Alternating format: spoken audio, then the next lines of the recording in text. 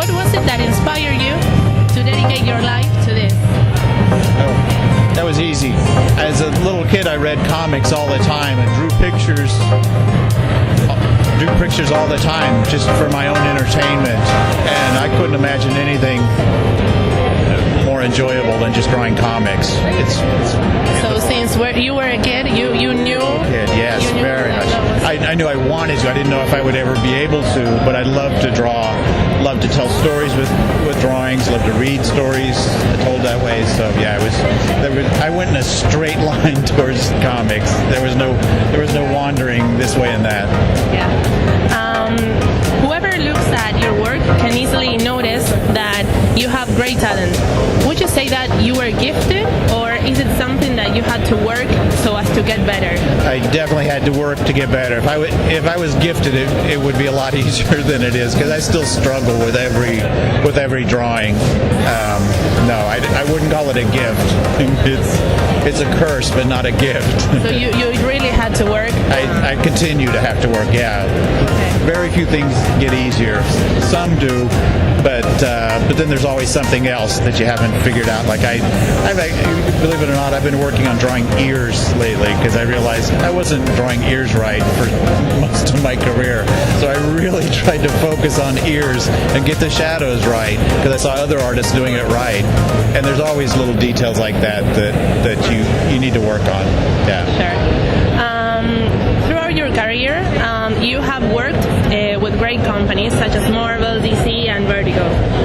Is there any you felt more comfortable working with any of those companies? Oh, it's not so much the companies as the individual editors or art directors. I think I have a really good relationship right now with the DC art director, and he's also an editor as well. But yes, and sometimes, as you know, editors will go from one company to another. But I really love working with Scott Alley at Dark Horse. He's a terrific guy, terrific editor. A few editors at DC, and like I said, a few at Marvel, and I really don't pay that much attention about the differences between the two companies. You know, they're more alike these days than different. So they're not.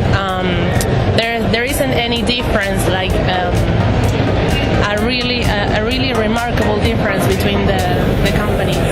There really isn't. Not at least not a difference that affects me very much as a freelancer. Yeah.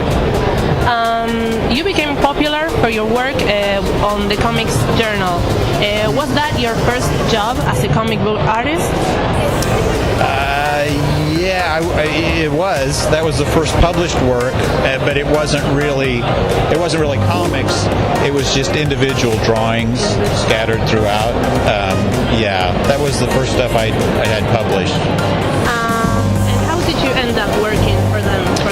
I read the magazine and liked it, and just wrote them a letter and asked, how to get published there, and they said, just send us some artwork. So I sent them some artwork, and they published it. And it was good, because there was no internet back then, and so you had to write a letter. I had to write a letter, yes. But then even after that, there was no way to get into. I lived so far from New York that it was difficult to get into Marvel and DC and show them my work. But a terrific inker named Terry Austin, who was inking the X-Men, he saw my work there in the Comics Journal and Amazing Heroes, and just out of the goodness of his heart, he wrote me a nice note and said, I like your work, keep it up, and if you ever want someone to take in samples of your work to the editors at Marvel and DC, I'd be glad to do it. So I did, and I got work from that. So that was,